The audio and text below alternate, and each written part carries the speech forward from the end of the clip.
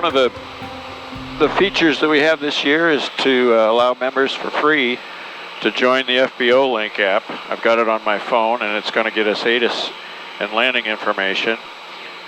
When you open the app, it'll take you to a number of different tabs. I've selected weather, and in doing so, you can see it's a lot of the classic weather capabilities, DATIS, METAR, TAF, ASOS, but they've added a function called MyTIS, and I've loaded in KOSH, and I'm going to click Request MyTIS, and since we're low enough to get cell phone coverage, we should get the readout of what that is here in just a minute. It says we're information Lima. The ASOS is showing 09088, 10 miles, and they're visual to 18. So members can get this, you know, as far out as they want, 100 miles, 200 miles, as long as you have cell coverage. You'll be able to pull this up and determine whether or not you should stop short because the runway is down for a while or the weather's down, or delay your departure from a fuel stop. This is a handy way to know exactly how Oshkosh is operating. And thanks to the folks at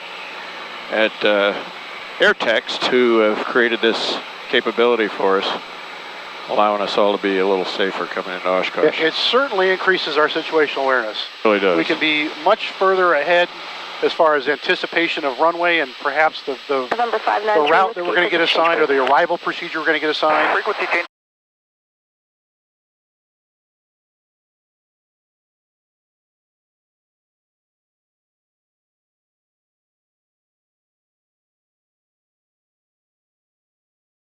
So here's my railroad tracks. I'm coming down, at Fisk arrival from Ripon, and I'm waiting for my next instruction from the controllers. There we go. We got navigation going to Fisk, and we're looking at the railroad track beneath us here. And the new thing this year is they're going to laterally separate us as well, right? If the controllers at Fisk notice that I'm a 70-knot airplane, they may put me on the right side or the left side of the railroad tracks. So keep your railroad tracks in mind. Like right now, I'm actually on the left side of the tracks with the wind blowing me over. You might be assigned to the north side of the tracks, and that's okay, because all they're doing is they're trying to separate the 70-knotters from the 90-knotters and provide a lane for each. That'll make it easier to visually keep track of everybody because you won't be straight over top of them. Exactly. You'll be able to look out laterally a little bit to pick them up and keep track of your traffic. Exactly.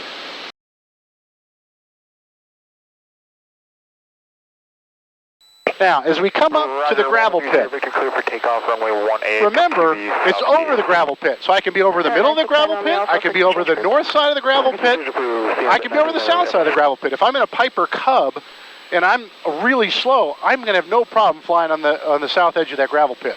And it's a pretty wide structure anyway. It is. And you're just using it as a visual reference. You want to space your downwind according to the airplane you're flying.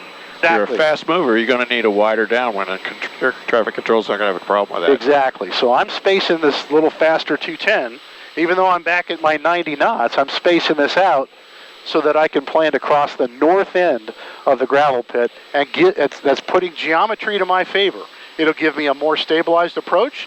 When I'm a beam the approach in, I'm going to start my descent. Yep, we want to not wait on the downwind to descend. We want to do it as soon as we enter the downwind here. We want to get down to 500 AGL for the turn to the base, right? It. I see you going down. Going down, crossing the north side of the pit, planning for my base leg turn. And if he tells me to begin my turn and beam the numbers, that's exactly what I'll do. And that'll give me good geometry for the dot. And looking out the right, you can see we're spaced wider than you might be in certainly a slower Piper Cub kind of airplane. We're plenty wide for a Lance Air, for instance. Exactly. Okay, good.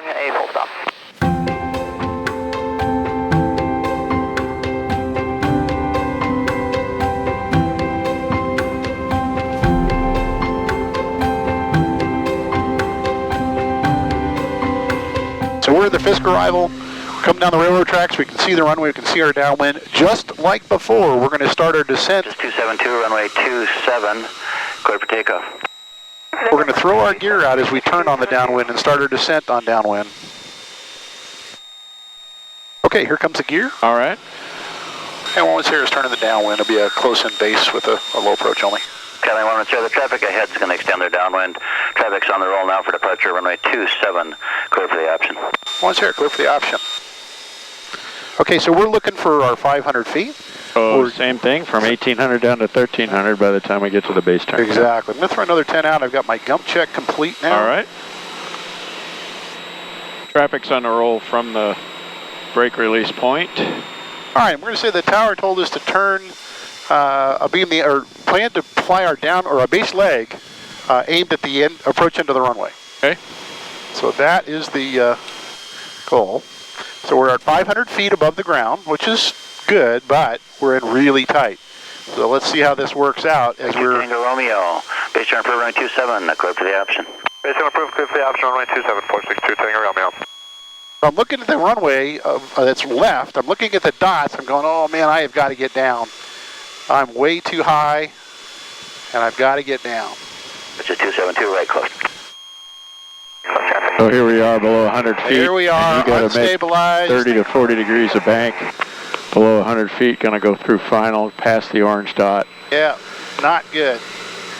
Yeah, you're not even wings level till you're over the orange dot. Exactly. Okay, going around.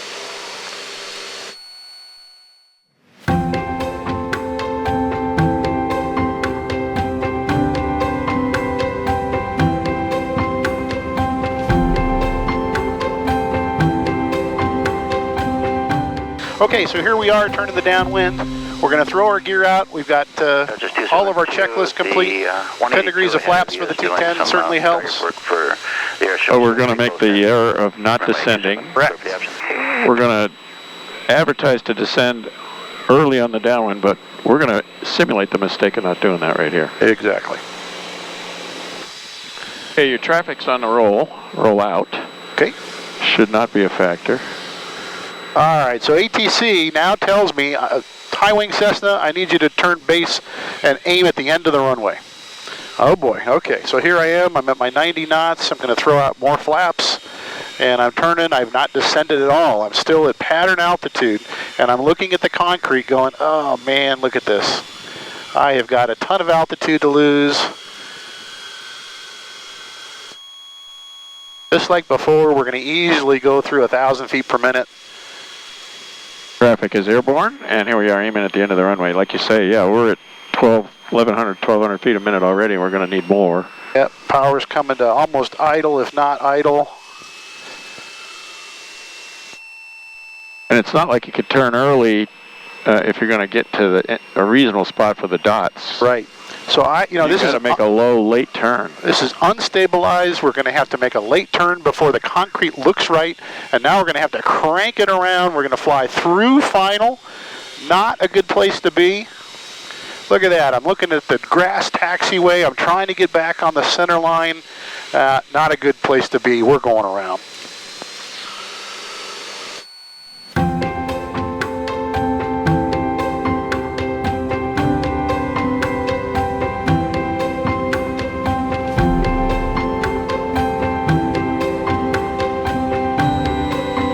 Okay, so now we're going to start our descent right away. How far are we going to go for the base? Well, I want to say we're going to try to line up on Oregon. Okay, so I'm now on my downwind. Runway 27, clear for the option. Clear for the option, 110, thanks. I got my gear out, I got flaps to 10. Trying to manage my speed, get the airplane down. Matter of fact, I'm going to throw another 10 degrees out just to help with that. That's 272, base turn. My gump check is complete. Okay. Center base, clear for the option. And envision this, the best way I get it in my head is unwrapping a normal stabilized pattern and just start making turns as part of the pattern, right? Continuous straight, it's got some turns to it. Yep. We'll make left close traffic, 462, Tango Romeo. All right, so we're going to turn just inside of Oregon. Just inside. A nice normal turn here. I've got Oregon Street in sight. Look, we're really beginning the turn abeam the approach end of the runway. So just like the blue dot, if you start your turn abeam the approach end of the concrete, right? Yep. It gives you a nice stabilized approach. I'm on speed, going with the last 10 degrees of flaps. My gear is down. My gump check is complete. 500 feet a minute descent rate. Oregon's just the long one, just to the left. And any of the dots at this point, if I'm going to hit my 250 to 300 feet, nice gentle base to final turn. Any of the dots is... Any of them. And you stayed well inside the lakeshore, which is what the NOTAM wants us to do. Exactly, exactly. So subtle changes make huge differences. Yep. Okay, there I am. Got her made. All three of them well within striking range. Nice normal approach on speed on glide path. Beautiful.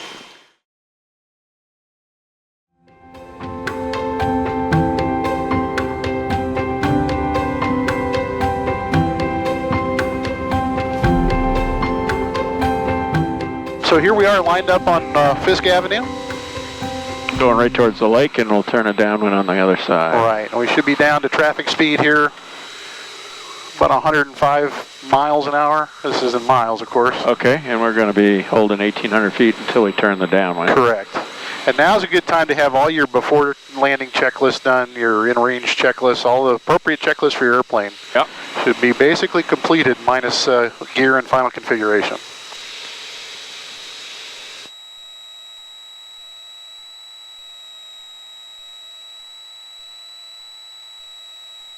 Okay, winds are 230, 10 to gusts to 17, which will be helpful for us on the base to final, because it'll be in our face.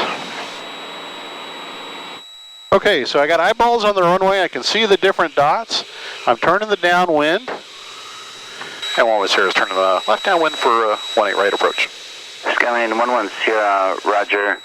And after this one, you wanted to go back out to the south just a bit to rejoin that base, or that crosswind? Yeah, actually we can do it as kind of a normal pattern for 18 at that point. Just climb out to the south and then make a crosswind to enter it again. Skyline 11 Sierra, runway 18, wind 260 at 12, gust 17, clear for the option. 11 Sierra, clear for the option. Okay, so we're descending. Got your We're on gear the base flaps leg. down, and we're targeting 500 AGL, which will be 1,300 on the altimeter for the turn of the base, right? Yep, and let's say tower said, okay, we need you to turn and aim for the tower cab, which is inside the blue dot. So now I'm going, oh boy, this is tight. I'm going to make sure my gump check is complete here. Gear is down, verified. And I'm looking at the blue dot. If I'm turning, I'm going, wow, I don't have much left, so I'm going to dive for the runway. So I'm fully configured, which is good. I got my gear down. I got my flaps out. I'm fully configured. I'm heading for the tower cab as assigned, and I'm looking at the runway left going, oh boy, I got to get down. 6 Echo Romeo, runway 27, wind 260, So we're already halfway along the base. We're below our 200 feet. Way below, way below. So now as I'm getting in here, I'm going, oh boy, I got to get in here, and I'm going to be tight, and this is looking really ugly. So you've got 30 degrees of bank, and we're below 50 feet. This is not where you'd want to be, but this is what people will see. This is bad. No, I'm going to go overshoot through the a runway. little bit. Yep. This low to the ground. We're going to go around. Yep. Good call.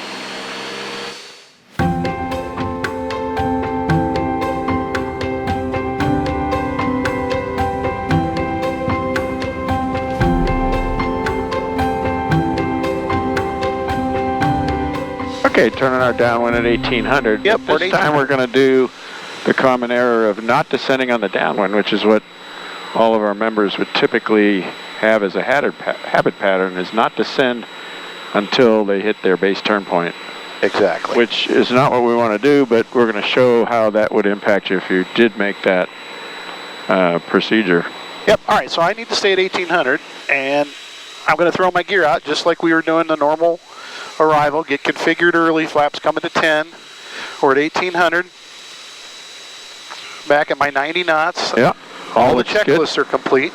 We're holding off on full flaps. So this would be a normal downwind. We're at 1,000 AGL for those that fly there. Try that same pattern from... 6 Echo Romeo, right parking. Going to Basler. Cessna 6 Echo Romeo, turn right at Bravo 3, that's the first one, then another right turn on Bravo, that'll take you to Basler. All right, 6 Echo Romeo, right Bravo 3, and then Bravo to Basler. So whereas right. on the first one we had high bank angle, on this one we're also going to have high sink rate. Yep, so ATC right now is telling me, high wing, Cessna high wing, I need you to turn and aim for the tower cab. So I'm going to do the same thing, but I never descended. So I've got 20 degrees and we're going fully configured 30 degrees of flaps. My gear is down. Gumps check is complete.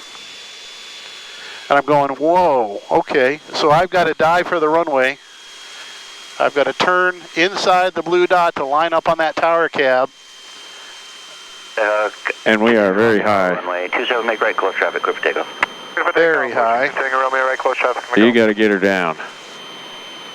Here I'm panicking, totally unstabilized. Power's out.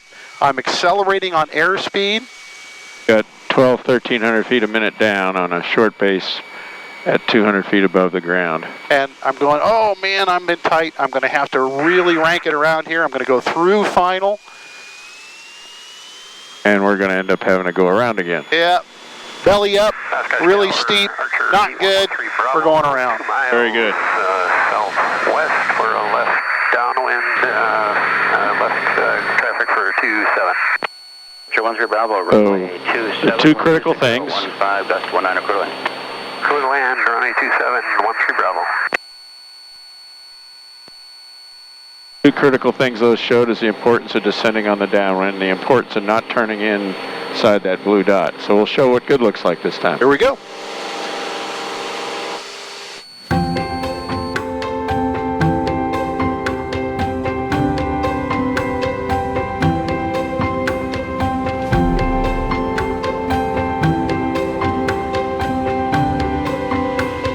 Okay, so again, we're coming in Fisk. This is the crosswind for 18 right. 66272, SkyStar, hold traffic's on left base, turning final.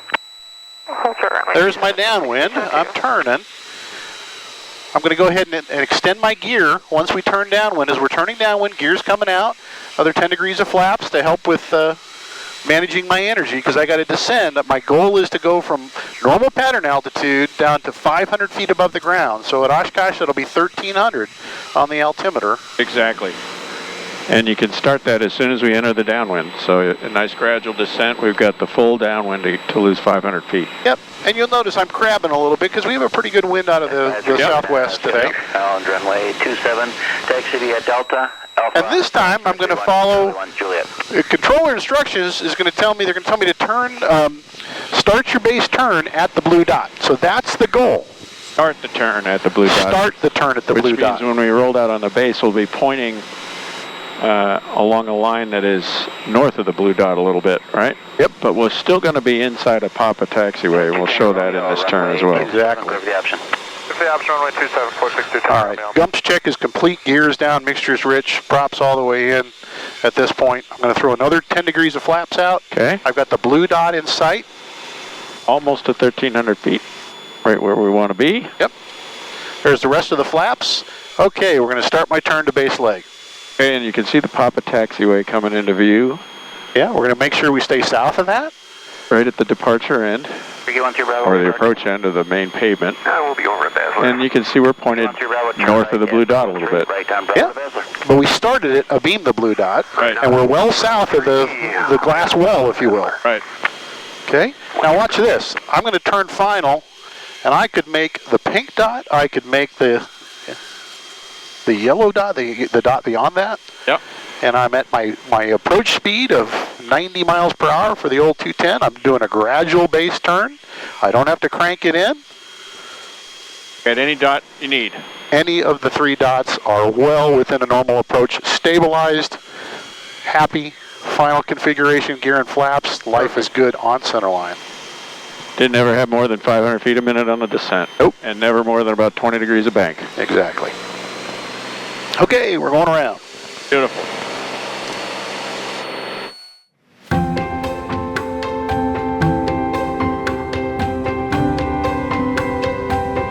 All right, folks, so what we're simulating here is an IFR departure off of Oshkosh. Charlie and I are going to depart on runway 27.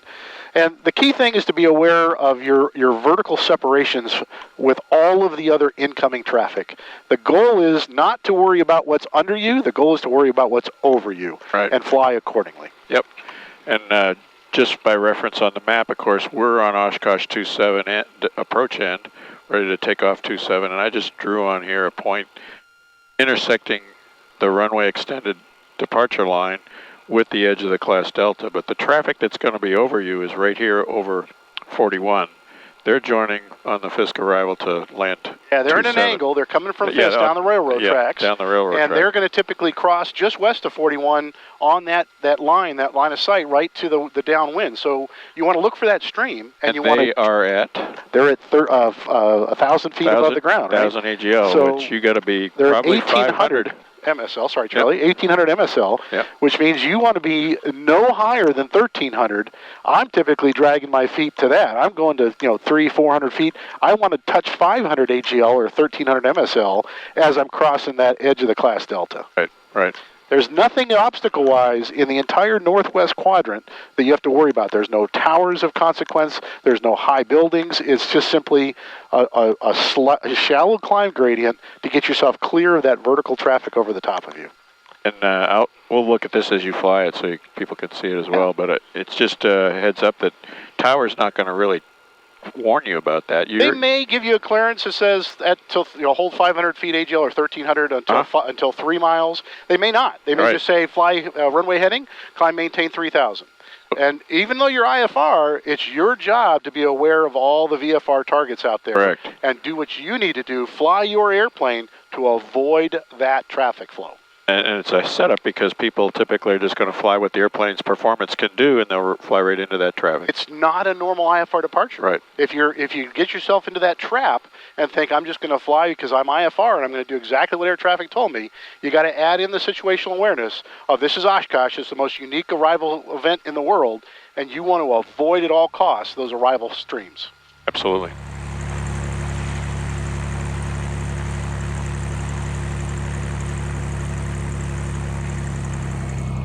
All right, looks good. Okay, so we've been cleared for an IFR departure on 27. We're coming from our IFR holding area. We're taking the runway. Tower clears us to go. The goal is to stay low and fly the heading. Assigned heading is runway heading, so 270. We'll shore that up. Off we go. And even though the clearance may have said climb, maintain 3,000, we're going to delay that climb. All right, everything's in the green. And Roger 20, just I haven't good forgot pressures about and temps. The aircraft. Airspeed's alive. Taking off 27's going to do a quick little looks good. Route, and I want to keep you out of his way. Sounds good, real fine. Positive rate. Positive rate. Gear's on its way. All right, looks good. Out of runway.